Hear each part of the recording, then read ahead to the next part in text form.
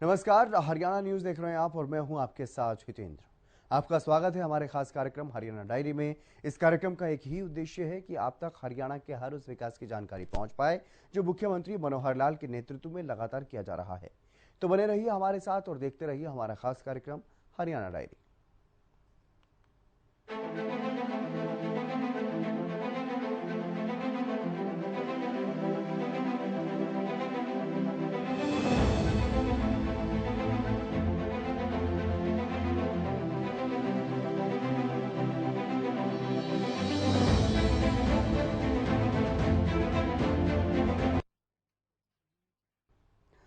हरियाणा की मनोहर सरकार की तरफ से भिवानी में विशाल अन्नदाता सम्मेलन का आयोजन किया गया, जिसमें सीएम मनोहर लाल बतौर मुख्य अतिथि शामिल हुए। इस मौके पर सीएम ने जहां किसानों के लिए कई बड़ी बातें कही, तो वहीं कई सौगातें भी क्षेत्र के लोगों को देने का काम किया।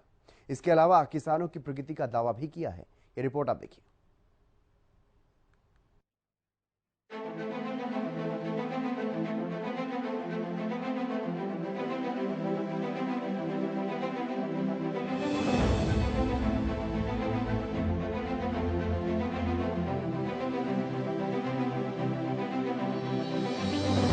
हरियाणा सरकार की तरफ से विशाल अन्नदाता सम्मेलन का आयोजन किया गया।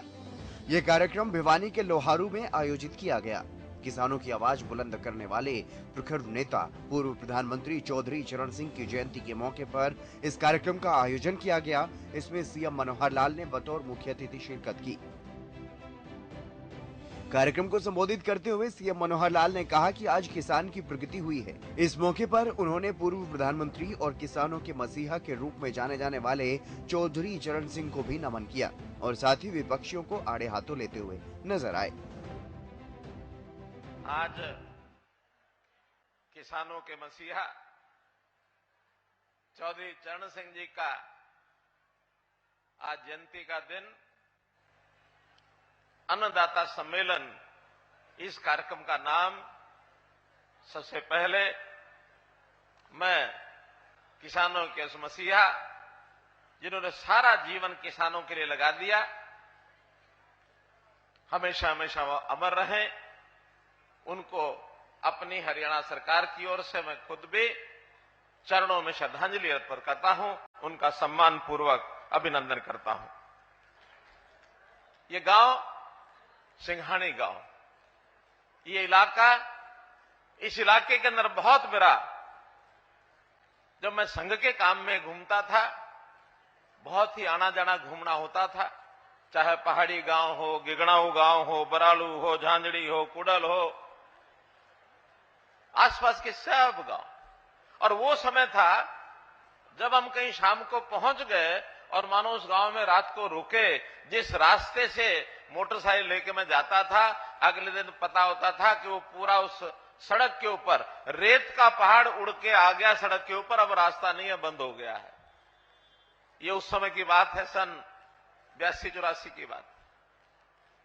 रेत उड़ के पहाड़ का पहाड़ आ जाता था रास्ते में। लेकिन आज झुके इस किसानी की, इस खेती की जो प्रगति हुई है और पानी की व्यवस्था यहां हुई है, चाहे वो आखिर टेल तक पानी पहुंचाने की बात है, चाहे वो फुहारा सिंचाई से, टपका सिंचाई से, और खेती के इस बढ़ते हुए पगों में आज वो रेत भी नहीं हमें दिखता। आज जमीन उपजाऊ हो गई है, सोना उगलती है ही अपनी जमीन। तो इसलिए आप सब लोग बहुत बधाई के पात्र हैं। ऐसे उपस्थित सभी हमारे बुजुर्गों, नौजवान साथियों, माताओं बहनों, पत्रकार सलाहकार मित्रों, इतनी बड़ी रैली, यानी देखा जाए तो आज एक रैली यहां है और एक रैली के इतने लोग सड़कों पर अभी भी हैं, अभी भी उस एक रैली के और से लोग हैं। इतना बड़ा एक कार्यक्रम किया जेपी दलाल जी, आपके सब कार्यकर्ताओं का मैं अभिनंदन करता हूं, सबको बधाई देता हूं। बहुत बहुत धन्यवाद। भाइयों बहनों, जैसा बताया कि आज चौधरी चरण सिंह जी किसानों के मसीहा, हर समय किसानों के लिए सोचते थे। और वो जैसा राम कुमार गौतम जी बता रहे थे कि वो कांग्रेस में गए, लेकिन किसानों को कांग्रेस ने हमेशा कमजोर करके रखा, इनको कभी आगे बढ़ने नहीं दिया। चौधरी चरण सिंह जी आखिर देश की आजादी 1947 के बाद 20 साल लगातार कांग्रेस की सरकार रही। 1967 में उन्होंने कांग्रेस को छोड़ दिया और नई पार्टी जाके बनाई केवल किसानों के लिए। वो वकील भी थे, किसान भी थे, हमेशा सोचते थे। उन्होंने एक बार ये कहा 1971 में कि किसान सेंसस, एग्रीकल्चर सेंसस ये कराया जाए और जो उसमें छोटा किसान है, सीमांत किसान है, सारी योजना उसके हिसाब से बननी चाहिए। उस समय का आंकड़ा आया था कि हमारे जो छोटे किसान हैं, पूरे सब किसानों का 51% ऐसे हैं जो 1 हेक्टेयर, 1.5 हेक्टेयर यानी 3, 3.5 एकड़ तक ही उनकी जमीनें थी। आगे बाद में जमीनें बढ़ती चली गई और आज स्थिति यह है कि वो 51% से बढ़कर के छोटे किसान की संख्या 80% से पार हो गई है। भाई बहनों, तो मित्रों, ये बहुत बड़ी एक ऐसी ज्वलंत एक समस्या, एक बात है कि किसान की आय बढ़ेगी तो कैसे बढ़ेगी। जैसा अभी बात आई कि हम मिलकर के खेती करने का स्वभाव बनाएं, फसलों को हम इस ढंग से आगे बढ़ें कि हमारी कैश क्रॉप्स, हमको अच्छी आमदन की कैसे फसलें मिलें, इसके लिए बहुत से प्रयोग अभी सरकारों द्वारा किए जा रहे हैं। मैं एक एक गिनाऊंगा तो बहुत बड़ी लिस्ट हो जाएगी। मैं धन्यवाद करता हूं हमारे जेपी दलाल जी का कि इन्होंने मेरे से पूर्व जितने वक्ताओं को बुला लिया, जितने विषय मैंने सोचे थे प्राय सब विषय हमारे इन वक्ताओं ने बोले हैं, इसलिए उतना समय बचा दिया है ताकि रैली को हम जल्दी से समय से समाप्त कर सकें। मुख्यमंत्री मनोहर लाल ने किसानों और क्षेत्र के लोगों के लिए कई बड़ी घोषणाएं भी की। 112 करोड़ की परियोजनाओं की बड़ी सौगात यहां पर सीएम मनोहर लाल ने देने का काम किया और कहा कि किसानों के लिए हमने पर्याप्त काम किए हैं। तो इस नाते से किसानों के लिए पर्याप्त हमने काम किए हैं। अलग से भी कृषि मंत्री आपको बताते रहते हैं। मैं तो विकास की अगर बात करता हूं तो विकास के नाते आज जैसा कुछ उद्घाटन और शिलान्यास किए हैं, इसके अंदर 112 करोड़ के शिलान्यास और उद्घाटन आज किए हैं, सारे इसी विधानसभा क्षेत्र के हैं। और अगर मैं पूरे 9 साल का आपको हिसाब बताता हूं तो मुझे जो आंकड़ा बताया गया है, भिवानी जिले के अंदर हमने 13,800 करोड़ रुपया मंजूर किया, जिसमें से 10,400 करोड़ रुपया लग चुका है, बाकी सब पाइपलाइन में है। अकेले लोहारू विधानसभा में 3,927 करोड़ रुपया मंजूर किया, जिसमें से अभी 2,421 करोड़ रुपया ये लग चुका है और बाकी 1,500 करोड़ रुपए के काम अभी पाइपलाइन में भी चल रहे हैं। चाहे वो किसानी का विषय हो, चाहे वो पानी का विषय हो, चाहे सड़कों का विषय हो, चाहे गांव की और सारी बातों का विषय हो। गांव-गांव में मैं घूम कर गया हूं जनसंवाद में, तो मुझे भी संतोष हुआ है कि हमने जितनी योजनाएं बनाई हैं, बहुत व्यवस्था परिवर्तन की योजनाएं हमारी बनी हैं, सबका लाभ गांव में मिल रहा है, इसका मुझे संतोष है। हमने बुजुर्गों की पेंशन, ये कहा किसी बुजुर्ग को अब किसी दफ्तर में दरखास्त लेकर के कोई दस्तावेज नहीं बनवाना पड़ेगा, सरकारी अधिकारी घर में आएगा, साइन करा के ले जाएगा, ऑटोमेटिकली अगले महीने आपको पेंशन मिल जाएगी। ऑटोमेटिक पेंशन 60 साल के बाद शुरू हुई कि नहीं? शुरू हुई कि नहीं हुई है। सीएम ने यहां मेरी फसल मेरा ब्यौरा पोर्टल के बारे में भी एक बार फिर से बताया और कहा कि आज किसानों को दर दर भटकने की जरूरत नहीं है।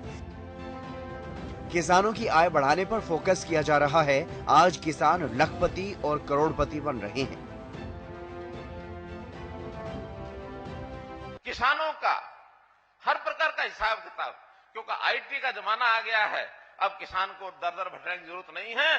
किसान ने क्या बोया है, केवल मेरी फसल मेरा ब्यौरा पोर्टल पर जाके चढ़ा दे, चढ़ाने के बाद उसकी बिक्री की व्यवस्था सरकार करेगी और सरकार अगर जब खरीद लेती है तो उसका पैसा सीधा उसके खाते में जाएगा। कोई समय था हम आड़त की दुकान पर बेच के आते थे, सरकार को भी बेचते थे, तो पैसा सीधा किसान को नहीं मिलता था, वो पैसा आड़त के पास जाता था, फिर किसान उसके पीछे पीछे घूमता है।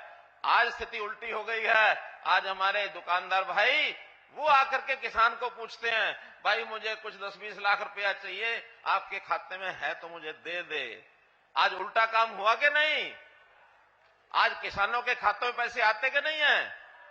अच्छा, जो किसान यहां बैठे हैं, बिक्री का पैसा उनके खाते में आया है, ऐसे कौन कौन है? रात खड़े करके बताओ, सब लोगों का पता। अभी ये उल्टा विषय इसलिए करना पड़ा कि किसान की आमदन बढ़नी चाहिए। किसान पहली बार लखपति करोड़पति हो गए हैं, अनाज बेचते हैं, सीधा पैसा आता है।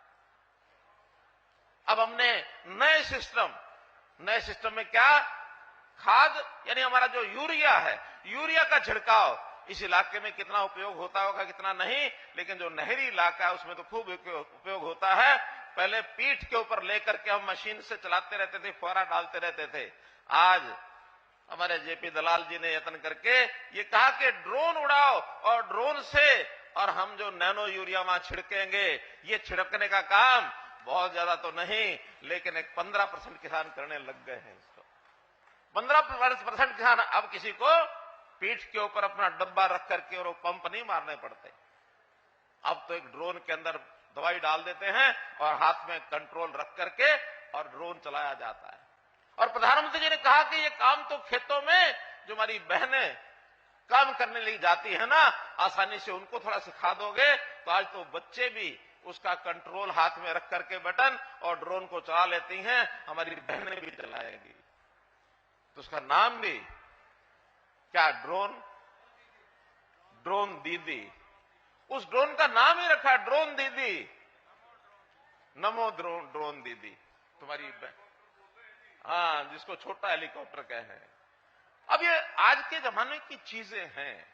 तो मित्रों, कई ऐसे विषय हैं जिसकी आज मैं चिंता इसलिए नहीं कर रहा, ना आपको ज्यादा समय ले रहा। मैं तो इतना ही बताना चाहूंगा कि पिछले 5-7 दिन में थोड़ा हरियाणा का एक वातावरण अलग प्रकार का है। जिस चीज के पीछे लगते लगी जाते हैं। अब पिछले 7 दिन से गीता जयंती के कार्यक्रम कुरुक्षेत्र में हुए, संत समाज सारा इकट्ठा हुआ, लोग भी 30 लाख से ज्यादा लोग वहां आए। लगातार मैं वहां रहा और संयोग से कल मेरा जाना हरिद्वार हो गया, तो मैं संतों के सानिध्य में कुछ 5-7 दिन लगे। आज मैं जब यहां आया हूं तो मुझे ऐसा ही लग रहा है जैसे सारे संत हैं। ये किसान भी संत से कम नहीं है। देश के लोगों का अन्न पैदा करके उनकी सेवा करना, उनका पेट भरना, ये हमारा किसान करता है। ये त्याग की मूर्ति है, ये संत ही कर सकता है। और वैसे एक बात और, पता नहीं आपको पता है कि नहीं है, चौधरी चरण सिंह जी, जो संत कबीर हमने सबने नाम सुना है, सब जयंती मनाते हैं। संत कबीर के अनुयायी थे और संत कबीर के अनुयायी से बहुत प्रभावित होने के नाते से उनकी बड़ी मान्यता थी कि जिस प्रकार के समभाव से संत कबीर काम करते थे, उसी समभाव से चौधरी चरण सिंह जी करते थे, उसी समभाव से हमारा किसान बंधु सब करते हैं। मैं एक बार संत कबीर जी की जयंती में चला गया तो वहां एक दोहा उनके पढ़ के उनका सुनाया गया मुझे। कबीरा खड़ा बाजार में सबकी मांगे खैर, ना काऊ से दोस्ती ना काऊ से खैर। मुझे बड़ा अच्छा लगा और मैं बड़ा प्रभावित हुआ। मैंने कहा यही काम तो हमने करना है सबने मिलके। और उसी दिन मैंने तय किया कि मेरा जो आवास चंडीगढ़ में होगा उसका नाम भी आज से संत कबीर कुटीर रहेगा। उस दिन बोर्ड लगवा दिया जाके। तो बहनों भाइयों, हम इस प्रदेश की सेवा हर व्यक्ति के करना चाहते हैं। कुछ लोग मुझे थोड़ा सा ताना मारते हैं कि इसका तो घर ही नहीं है, इसका तो परिवार ही नहीं है। मैं उस समय थोड़ा सा विचलित नहीं होता हूं, मैं थोड़ा विचार करता हूं, तब लोगों को बताता हूं कि भाई मेरा परिवार तुम्हारे परिवार से बड़ा है। मेरा ये हरियाणा प्रदेश, इस हरियाणा प्रदेश का 2,80,00,000 लोग ये मेरे परिवार के सदस्य हैं, इनकी सेवा करना मेरा काम है। तो इन सेवा करने के लिए बहुत योजनाएं चलाई हमने। उन योजनाओं की बजाय मैं तो इतना कहूंगा कि हमारे किसान बंधुओं जागरूक होकर के आगे बढ़ना सीखो। सुभाष बराड़ जी ने कहा कि हमको अपना दुश्मन पहचानना चाहिए। अब उस नाते से कुछ लोग ऐसे हैं जो इस किसानों के साथ, किसानों के हक की राजनीति चौधरी चरण सिंह जी ने की, किसानों के हक की राजनीति हमको करनी चाहिए, लेकिन किसानों के साथ राजनीति नहीं करनी चाहिए। कुछ लोग किसानों के इश्यूज को लेकर के अपनी अपनी राजनीति करते हैं, किसानों के साथ राजनीति करते हैं। ऐसे लोगों से सावधान रहना चाहिए। और ये जो हर जगह जाकर के किसानों का नाम लेंगे और कुछ ना कुछ उल्टी सीधी बात करते हुए कहीं धरना देंगे और कहीं प्रदर्शन कराएंगे, कहीं रास्ते रोकेंगे, इन चीजों से हमको सावधान रहना है। आखिर किसान का लाभ कौन करता है, किसान की आय कौन बढ़ा रहा है? नरेंद्र मोदी जी ने कितने ही ऐसे कार्यक्रमों को दिए कि किसान की आय डबल करनी है। और उसमें भी जो गरीब किसान है, उस गरीब किसान के नाते हम हर किसी का सहयोग करते हैं। किसान का बेटा ये कैसे उद्योग में चला जाए, कैसे ये हमारे छोटे छोटे काम है उनको आगे बढ़ाते हुए किस प्रकार से टमाटर का और जो रेसिपी है वो बनाना ही सीख ले, किस प्रकार से अचार बनाना है सीख ले, ताकि मार्केट में जाकर के बेचना शुरू करे। छोटा किसान केवल खेती पर नहीं निर्भर रह सकता, वो अपनी और कमाई को करना शुरू करेगा तो निश्चित रूप से वो आगे बढ़ेगा। तो हम लोग मिलकर के और उन लोगों को भी जवाब देना है जो किसानों के नाम से राजनीति करते हैं। अंत में मैं इतनी बात आपको कहकर के अपनी बात को समाप्त करूंगा कि जेपी दलाल जी ने कुछ विषय हमारे सामने रखे हैं कि इस इलाके में कुछ और डिमांड्स हैं या कुछ किसानों को मान सम्मान बढ़ाने के लिए कुछ बातें इन्होंने रखी हैं। मैं विश्वास दिलाता हूं हम अधिकारियों से सबकी फिजिबिलिटी लेंगे और फिजिबिलिटी लेकर के जो जो चीजें संभव है सब चीजें करेंगे, कोई कमी नहीं छोड़ेंगे। इस मौके पर सीएम मनोहर लाल ने किसानों के नाम पर राजनीति करने वालों को भी आड़े हाथ दिया और कहा कि किसानों के नाम पर राजनीति नहीं होनी चाहिए और साथ ही किसानों से भी अपील की है कि आपको सावधान रहना होगा। सीएम मनोहर लाल ने एक बार फिर से हरियाणा के सभी लोगों को अपना परिवार कहने की बात दोहराई है और कहा कि हरियाणा के सभी लोग मेरे परिवार के सदस्य हैं।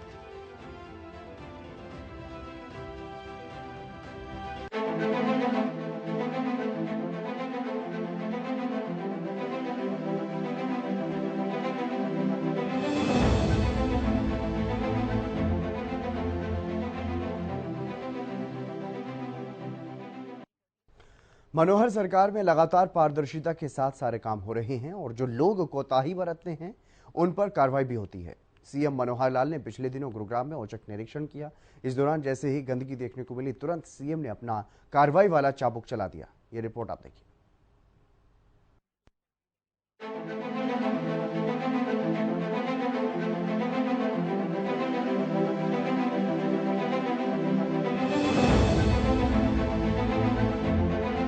हरियाणा के मुख्यमंत्री मनोहर लाल प्रदेश भर में सफाई व्यवस्था को लेकर एक्शन में हैं।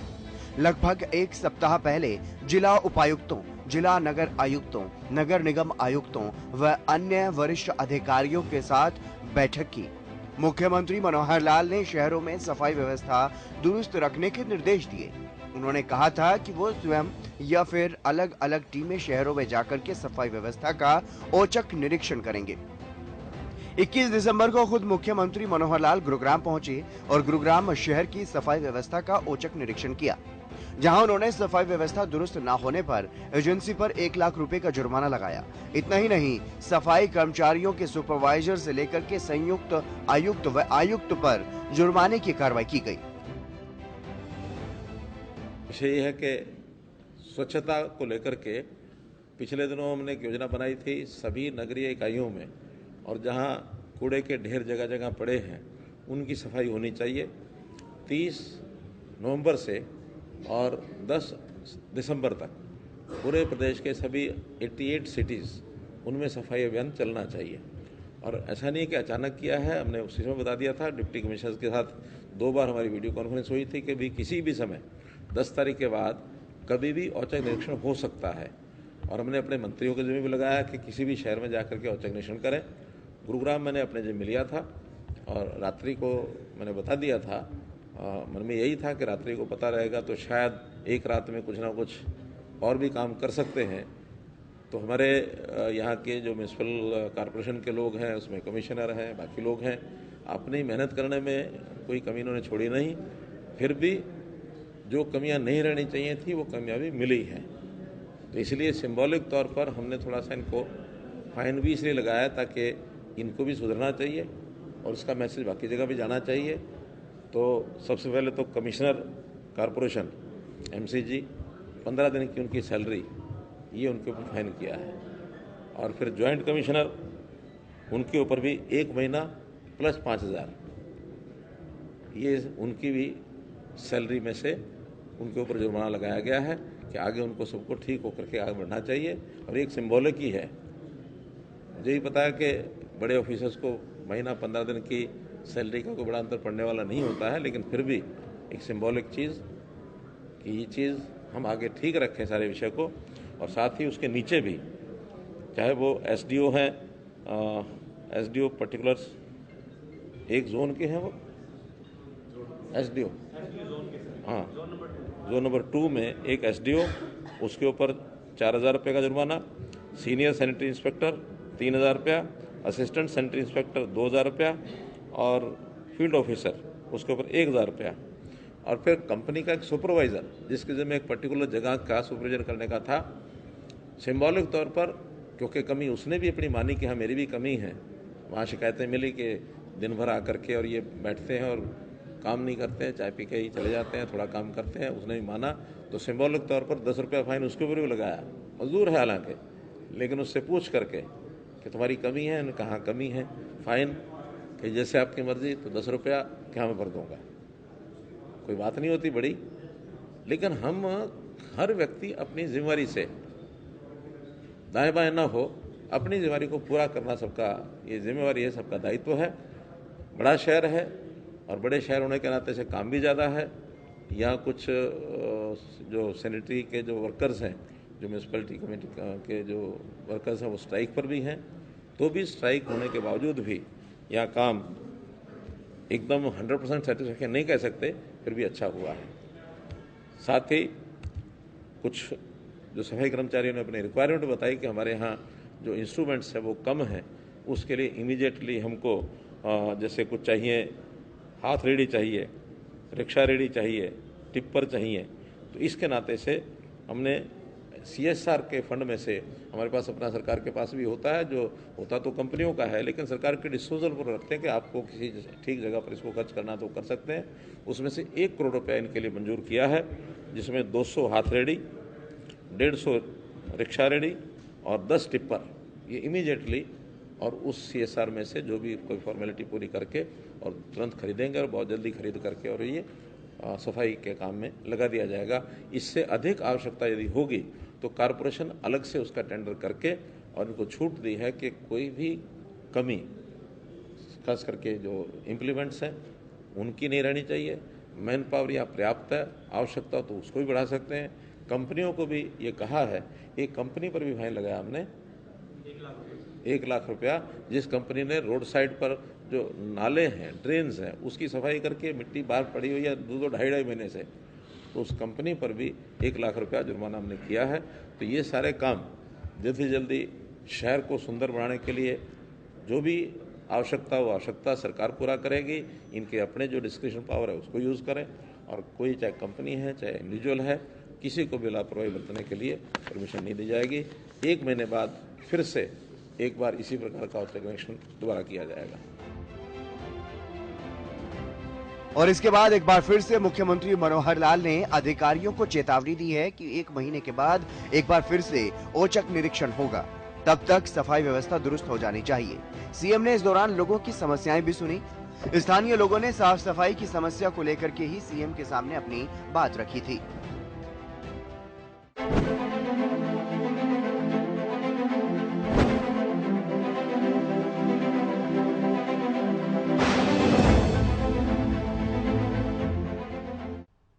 चलिए फिलहाल हमारे खास कार्यक्रम हरियाणा डायरी में आज के लिए बस इतना ही। आप देखते रहिए हरियाणा न्यूज।